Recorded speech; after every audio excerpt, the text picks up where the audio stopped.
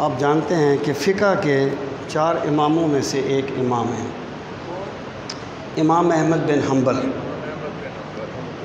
اور امام احمد بن حنبل کو رسول کریم صلی اللہ تعالیٰ علیہ وآلہ وسلم کی سنت سے اتنی محبت تھی کہ علماء کہتے ہیں کہ جس بندے کو رسول کریم علیہ الصلاۃ والسلام کی سنت سے محبت ہوگی وہ امام احمد بن حنبل سے ضرور محبت کرے گا۔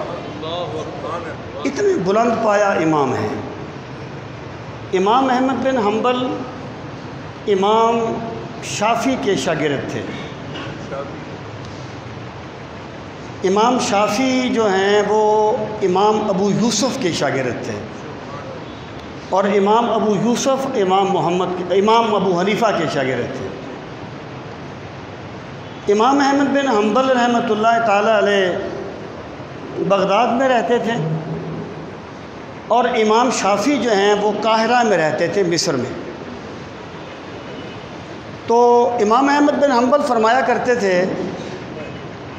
کہ 30 سال ہو گئے، یعنی جب سے ان کی تعلیم مکمل ہوئی اور وہ اپنے استادوں سے الگ ہوئے، فرماتے تھے 30 سال ہو گئے اور میں نے کبھی کوئی ایسی نماز نہیں پڑھی جس میں میں نے اپنے استاد امام شافعی کے لیے دعا نہیں کی۔ وہ گھر میں بھی ہر وقت امام شافعی کا تذکرہ کرتے تھے۔ تو امام احمد بن حنبل کی ایک بیٹی تھی، وہ سوچتی تھی کہ میرے والد پورا دن تو حدیث پڑھاتے ہیں، رات کو مصلی پہ کھڑے ہو کے اللہ کے حضور روتے ہیں، تو امام شافعی کیسے ہوں گے؟ اگر میرے والد کی یہ معمولات ہیں کہ حدیث پڑھاتے ہیں پورا دن، رات کو اللہ کے حضور کھڑے ہو کے روتے ہیں، تھوڑا سا آرام کر لیتے ہیں، امام شافعی کا کیا عالم ہوگا؟ لیکن وہ دور ایسا تھا کہ سفر کرنا بڑا مشکل تھا۔ ایک مرتبہ امام شافعی نے امام احمد بن حنبل کی طرف پیغام بھیجا کہ قاہرہ میں ایک محدث ہیں اور ان کے پاس ایک حدیث ہے، اور میں چاہتا ہوں کہ میں ان کی زبان سے وہ حدیث سنوں، تو میں آنا چاہتا ہوں بغداد میں تاکہ میں وہ حدیث ان سے سنوں۔ یہ بھی ان کی حدیث سے محبت ہے۔ یقین جانیں ایک صحابی تھے، وہ 2 مہینے کا اونٹ پہ سفر کر کے مصر میں آئے تھے ایک صحابی کے پاس ایک حدیث سننے کے لیے، اور وہ حدیث وہی ہے جس کا جملہ ہے من ستر مسلمن سترہ اللہ یوم القیامہ۔ من ستر، یہ لمبی حدیث ہے۔ بہرحال تو امام احمد بن حنبل نے اپنی بیٹی سے بتایا کہ ابھی میرے استاد آ رہے ہیں، بیٹا ان کی خدمت میں کوتاہی نہ کرنا۔ اب بیٹی بڑی خوش ہوئی کہ میں دیکھوں گی بھی ان کی کیا ہیں وہ جو میرے باپ ہر وقت ان کی تعریفیں کرتے ہیں۔ امام شافعی پہنچ گئے، دسترخوان پہ بیٹھے، امام شافعی نے کھانا کھایا، اور کھانا بھی اچھا خاصا کھایا۔ اب بیٹی دیکھ رہی ہے، اس کا خیال ہے کہ ہم تو سنتے ہیں کہ اللہ کے بندے کم کھانا کھاتے ہیں، کہ تو کافی کھانا کھایا۔ اس کے بعد امام شافعی نے اوپر چادر کی اور لیٹ گئے۔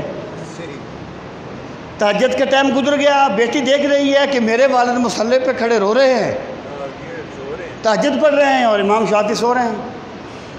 تہجد کا وقت بھی گزر گیا، فجر کی نماز کا وقت ہوا، عشاء کی نماز پڑھ کے آ کے لیٹے تھے، فجر کی نماز کا وقت ہوا تو امام صاحب نے آ کے جگایا کہ حضرت نماز کا وقت ہو گیا، چادر اتاری اور بغیر وضو کیے مسجد میں چلے گئے، جا کے نماز پڑھی فجر کی امام شافعی کے پیچھے، امام احمد بن حنبل کے پیچھے، پھر واپس آ گئے اور پھر اوپر چادر کر کے لیٹ گئے۔ پھر امام شافعی نے انہیں جگایا کہ حضرت ناشتے کا ٹائم ہو گیا۔ اب مصلی پہ بیٹھ گئے، دسترخوان پہ بیٹھے، امام صاحب پوچھتے ہیں، امام شافعی سے پوچھتے ہیں امام احمد بن حنبل کہ حضرت سفر کیسا رہا؟ آپ نے فرمایا کہ جب ہمارا قافلہ چلا تو میرے پاس جو پیسے تھے نا، یعنی اس وقت ہوتا یہ تھا کہ قافلے جاتے تھے جو قافلے کا سالار ہوتا تھا نا، اس کے پاس قافلے کا خرچہ پہلے جمع کروا دیتے تھے، اس کو جمال کہتے تھے، جیسے آج کل ٹریول ایجنٹ ہوتے ہیں، اور اپنے خرچے کھانے پینے کے ساتھ ہوتے تھے بندوں کے، اس طرح۔ وہ کہتے ہیں میرے پیسے ختم ہو گئے، تو میں نے وہاں سے جو میرے ساتھ لوگ تھے وہ میرا احترام تو بہت کرتے تھے، لیکن ان کی کمائی مشکوک تھی، اور میرا یعنی رزق حلال کی ایک اپنی برکت ہوتی ہے۔ اب میں یا تو واپس چلا جاتا یا میں انہی کے ساتھ سفر کرتا رہتا اور انہی سے کھانا کھاتا رہتا۔ تو کہتے ہیں میں جان بچانے کے لیے دوسرے تیسرے دن چند لقمے کھا لیتا تھا تاکہ میری جان بچی رہے۔ اس طرح میں سفر کر کے آپ کے پاس پہنچا۔